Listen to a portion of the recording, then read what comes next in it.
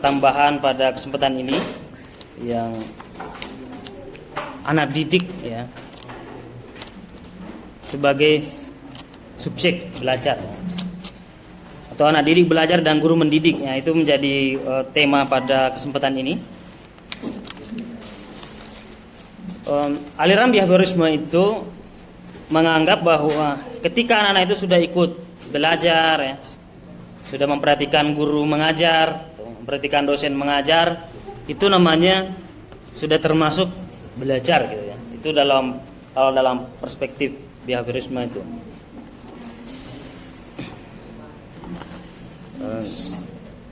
Kalau seperti itu, apakah itu bisa dibenarkan?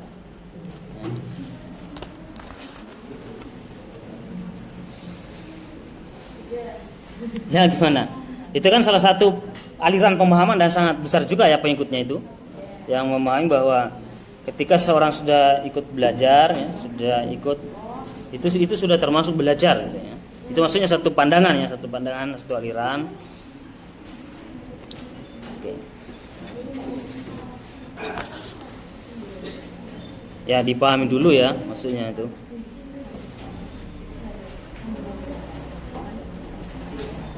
Ada bisa menjelaskan itu maksudnya? Silakan.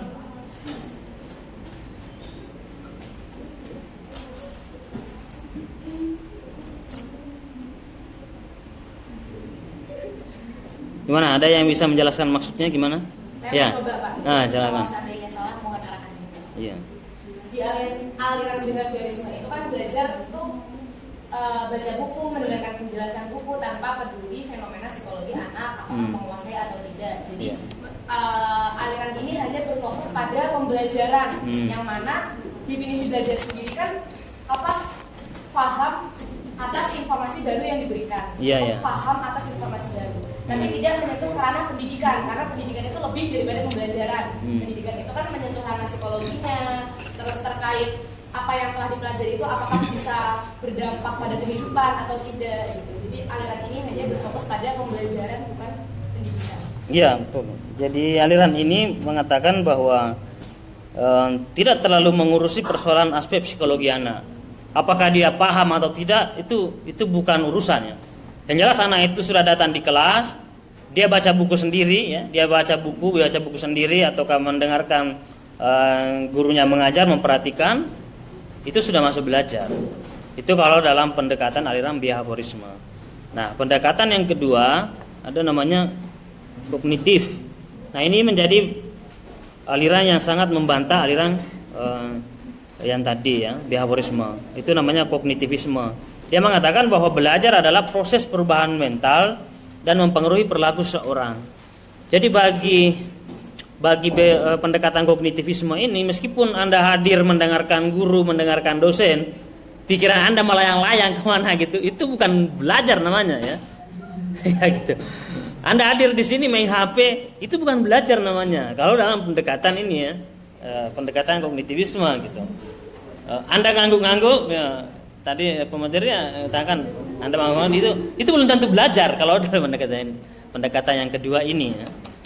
Karena apakah paham dengan apa yang disampaikan oleh gurunya, oleh dosennya, oleh narasumbernya, atau tidak? Kalau paham, itu kan ada namanya pengalaman baru yang masuk dalam diri kita, itu yang disebut belajar.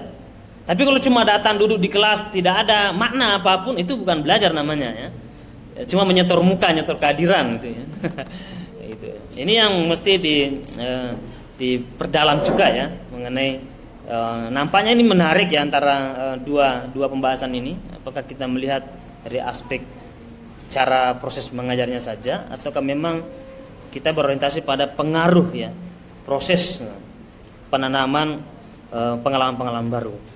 Jadi adanya kesan baru. Jadi ketika Anda baca buku tapi tidak ada sama sekali kesan yang masuk, itu belum belajar namanya. Nah, Anda baru membaca, belum masuk dalam kategori belajar. Tapi ketika Anda membaca buku, ada kesan yang masuk, ada hal yang baru yang masuk, dan itu mempengaruhi Anda, maka itu disebut sebagai belajar. Kalau pendekatan kognitivisme ya. Nah, kalau pendekatan behaviorisme yang penting Anda sudah membaca, masuk tidak masuk itu sudah belajar namanya. Jadi banyak kan anak-anak disuruh, kamu baca buku, kamu belajar gitu ya. Nah, berarti kan orang tuanya udah melihat, anaknya udah di meja belajar atau anaknya pegang buku, itu dianggap sudah belajar. Itu belum tentu ya, karena masih ada aspek psikologi yang belum tersentuh. Nanti kelihatan ketika apakah ada pengaruh ya. Betapa banyak orang yang memiliki perubahan pola pikir dengan membaca, gitu kan? Perubahan pola pikir dengan mendengarkan dosennya ataukah gurunya, itu namanya ada kesan baru yang masuk. Gitu. Kemudian pendidikan tradisional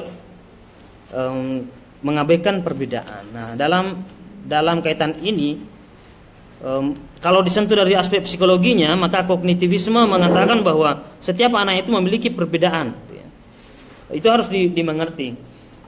Secara psikologi, anak peserta didik itu sangat berbeda semua. Ya. Jadi tadi bagaimana ketika ada indikator nilai yang harus diberikan 190 lah dianggap paling bagus. Sementara ada beberapa siswa yang cuma sampai 60-70 gitu. Misalnya pelajaran matematika, cuma separuh yang bisa.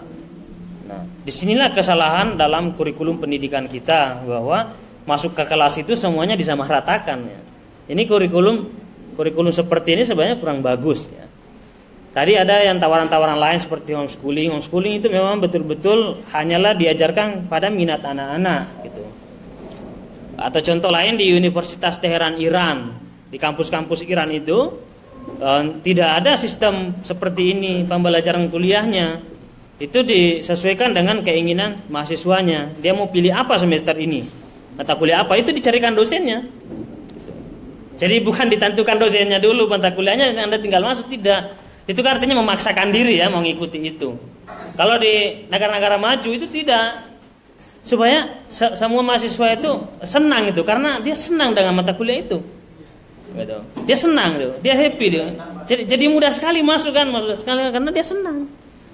Tapi kalau dipaksakan harus kamu ini, meskipun nggak senang gitu, itu sia-sia sebenarnya ya. Tapi ya itulah kurikulum kita yang mengendaki begitu, keseragaman. Nah, ini kan bisa menjadi otokritik masa depan. Anda yang punya kebijakan masa depan, Anda bisa karena sudah belajar tentang psikologi belajar ya, nanti belajar psikologi pendidikan, gitu. Kita harus memahami betul bahwa di dalam kelas ini tidak semuanya suka psikologi belajar, ya gitu, ya pasti begitu kan. Tapi sistem SKS-nya menuntut Anda begitu.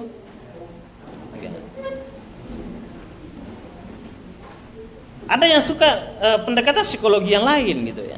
Ada yang pure psikologi industri, ada yang ingin kuasain ke situ karena dia menganggap bahwa psikologi industri dan organisasi ini menarik gitu. Tapi kan nggak diberi fasilitas, nggak ada pilihan. Semester 3 ini Anda mau pilih itu tidak ada. Kalau di kampus-kampus yang luar negeri yang begitu maju, Anda pilih Anda mau belajar itu, dicarikan dosennya yang kompeten dengan itu. Nanti dikumpulkan sama-sama temannya yang menginginkan itu. Nah, itu yang membedakannya kurikulum negara-negara maju ya dengan negara yang sedang maju gitu. Ya, kita ini negara yang ada yang mengatakan baru sedang maju ya, ada yang mengatakan jalan di tempat itu.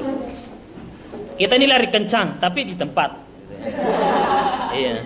Seperti orang olahraga itu, lari kencang tapi tidak meninggalkan tempatnya itu. Selalu berganti, kurikulum berganti itu. Sini berganti. Belum sampai penjelasannya di kampung berganti lagi. Ya. Jadi ada juga yang mencurigai bahwa kurikulum kita di Indonesia tidaklah memang didesain untuk memajukan bangsa Indonesia. Kurikulum kita didesain adanya keterpisahan antara ruang kelas dengan realitas.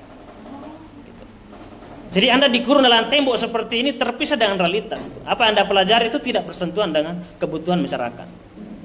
Jadi itu yang harus Anda kritisi juga ya. Maka mengandalkan ilmu pengetahuan di bangku kuliah itu kesalahan fatal. Ya, itu kesalahan fatal. Anda harus keluar dari kelas. Ya, cari pengalaman di tempat lain, organisasi, tempat-tempat lain, ya. Organisasi sosial dan lain sebagainya, organisasi mahasiswa, ekstra kampus silakan. Karena disitulah Anda akan menemukan realitas yang sesungguhnya. Di sini ya teorinya.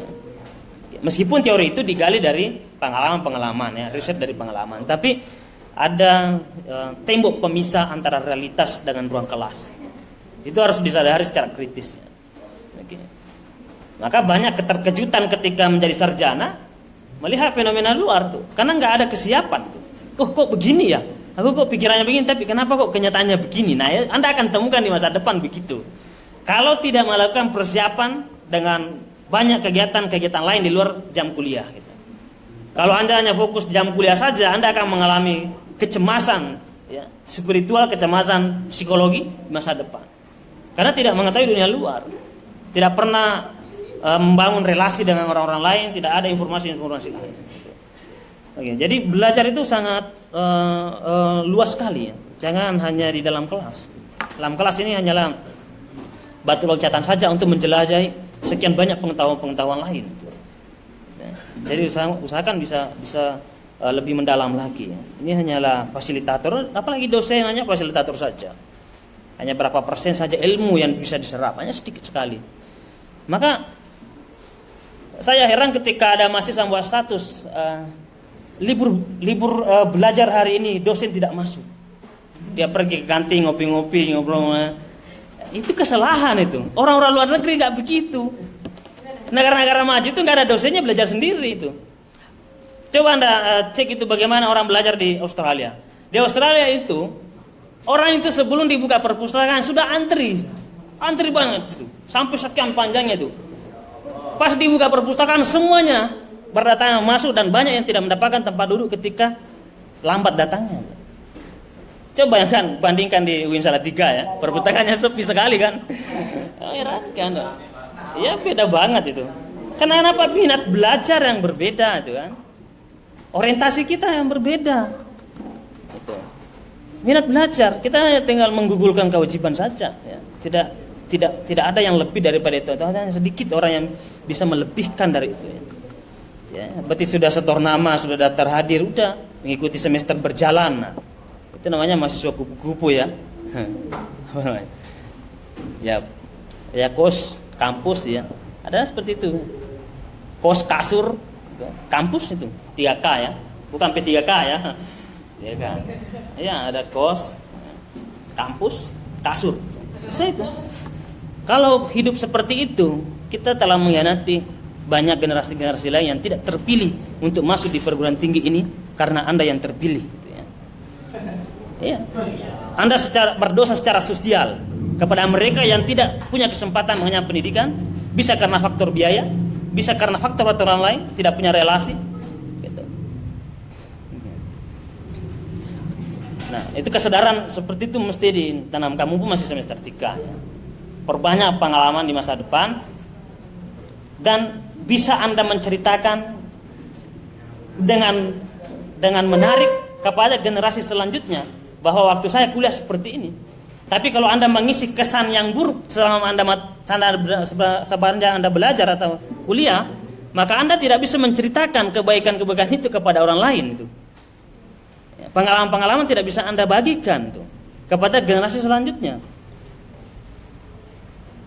Saya bisa berbagi begini karena Bapak melewati sekian banyak perjuangan ya, di dunia kampus. Habis kuliah, ekstra kampus, inter kampus, aktif semua. Ya. Juga pengurus SEMA, DEMA, juga mengurus di organisasi ekstra kampus. Jadi hampir tidak ada waktu yang lain. Bahkan no time for love. Tidak ada waktu untuk bercinta kecuali buku. Kan begitu. Ya kan indikatornya dulu begitu. Ya, siap, boleh dekat tapi ingat, cinta pertama saya adalah buku gitu. Cinta kedua, ketiga mungkin baru kamu gitu ya. Kan gitu. Mungkin kesekian karena kenapa? Yang baca buku, kemudian kita buat kajian-kajian, ruang-ruang diskusi gitu. Kalau nggak mau ikut ya nggak bisa. Ya harus ikut di situ.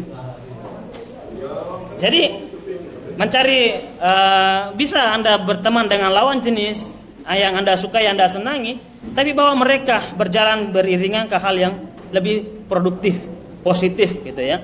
Sama-sama melakukan pertumbuhan dalam belajar. Ajak mereka. Oke. Yang parah itu ketika biasanya waktu SMA Anda suka baca buku, pada saat masuk kuliah ternyata Anda berubah profesi ya. Dari baca buku menjadi tukang ngojek, setiap hari jemput kemana, setiap hari antar kemana. Ya lupa belajarnya. Nah, itu kan jadi masalah sekarang ya. Ya. Waktu masih putih abu-abu senang, waktu masih pondok kan senang belajar kitab, baca. Masuk kuliah itu lupa semua itu, ditinggalkan itu. Gara-gara ketemu orang yang spesial itu, setiap hari diantar kemana-mana itu. Mau hujan, mau badai tetap diantar itu. Lupa tentang belajarnya ya. Jadi kembalikan kepada niat pertama ya, niat kita adalah untuk belajar dan niat yang tulus bahwa belajar itu untuk kematangan kita sendiri, untuk kebutuhan kita sendiri, bukan untuk pekerjaan, bukan untuk nilai. Ini harus dirubah cara belajarnya ya, niatnya. Jadi Anda datang ke sini niatnya jangan cari nilai, ya, jangan mencari pekerjaan di masa depan, bukan itu. Tapi memaksimalkan potensi yang Anda miliki, memanfaatkan atau meningkatkan skill yang Anda miliki untuk persiapan masa depan. Ya, itu yang harus dikembangkan. Nah, skill itu dikembangkan di luar kampus, di luar kelas. Kalau dalam kelas itu apa ya, skill apa yang bisa Anda kembangkan? Kalau di organisasi Anda bisa mengembangkan sekian banyak skill tuh. Anda bisa bernegosiasi, Anda bisa mengatur rapat, bisa mengatur acara, macam-macam kan gitu. Memecahkan persoalan, memikirkan masyarakat, itu meriset dan macam-macamnya kayak gitu. Oke. Teman-teman Anda sudah tidur jam 10, jam 11, jam 12, Anda masih memikirkan rakyat. Ya, Anda bahas tentang hutan negara kan gitu. Anda bahas tentang politik masa depan, politik identitas, macam-macam. Itu kan namanya calon penerus bangsa itu yang begitu. Kalau jam 10 malam sudah ngorok gitu kan, besoknya itu Anda diatur terus ya oleh waktu yang sangat statis sekali gitu ya. Nggak pernah mikirkan bangsa ini gitu. Nah, padahal mahasiswa itu yang memikirkan bangsa, sebab sepanjang sejarah tidak ada yang mampu melakukan perubahan kecuali mahasiswa. Mahasiswa itulah, mau Budi Utomo, Sumpah Pemuda, Indonesia Merdeka, semuanya mahasiswa. Ya. Berjumpanya antara mahasiswa dari asing, ya, dari luar yang seperti Muhammad Hatta dari Belanda, kemudian Soekarno dari Indonesia, itu berjumpa pemikiran-pemikiran hebat itu. Orang lokal tapi berpikir internasional, ya, berpikir global. Bung Karno itu nggak pernah kuliah di luar negeri, tapi bahasa Inggrisnya luar biasa tuh. Rapat petinggi-petinggi negara seluruh dunia di PBB saja itu semuanya orang surat tepuk tangan. Coba sekarang nggak hadir itu pertemuan internasional. Ya beda sekali kan, kita mengalami penurunan yang sangat luar biasa itu. Ya. Itu kan yang terakhir pertemuan internasional kemarin nggak hadir tuh. Nah, itu kan jadi masalah tuh. Bahasa yang kurang, gagasan yang nggak ada. Jadi dari mahasiswa Anda melatih diri itu untuk meningkatkan skill, dan skill itu tidak ada dalam ruang kelas, adanya di luar kelas. Nah itu namanya belajar ya, belajar artinya memperoleh kesan sekian banyak ya. Ciri kepribadian anak didik ini ditulis oleh Suharsimi Arikunto. Suharsimi Arikunto ini adalah penulis buku yang produktif. Waktu itu Bapak masih kuliah di UIN Makassar tahun 2009 sampai 2015. Jadi hampir 5 tahun karena sangat aktif di dalam. Ketika dosen-dosennya memberikan mata kuliah itu menggunakan bukunya Profesor Suharsimi Arikunto. Ya. Seperti misalnya Supervisi Pendidikan ya, yang berkaitan dengan pendidikan itu banyak sekali buku-buku mengenai penulis ini. Dan selalu diungkap terus pemikiran-pemikiran Suharsimi Arikunto. Nah, kebetulan waktu Bapak kuliah 2015 di Yogyakarta, Universitas Islam Indonesia, ternyata dosen saya itu Suharsimi Arikunto. Saya ketemu dia. Wah, saya katakan, Bu, saya kira dulu itu Suharsimi Arikunto Bapak itu. Sekarang ternyata ibu-ibu ya, ibu-ibu. Kan saya melihat langsung ya, ternyata ibu-ibu dia mengajar tentang supervisi pendidikan ya. Jadi yang memperkenalkan homeschooling dan lain-lainnya, yang memperkenalkan metode pembelajaran yang lebih menarik dan banyak diminati sekarang daripada yang formal itu. Ya, yang banyak di Jogja terutama ya, sekolah alam dan lain-lainnya. Saya disuruh turun ke sekolah alam untuk meneliti, wawancarai guru-gurunya dan siswa-siswanya. Karena itu yang orang-orang konsennya di Jogja dan tempat-tempat lain. Terus saya bawa bukunya, ini yang dulu buku ibu yang selalu diajarkan dosen-dosen saya di sana. Sekarang ketemu langsung dengan penulisnya gitu ya.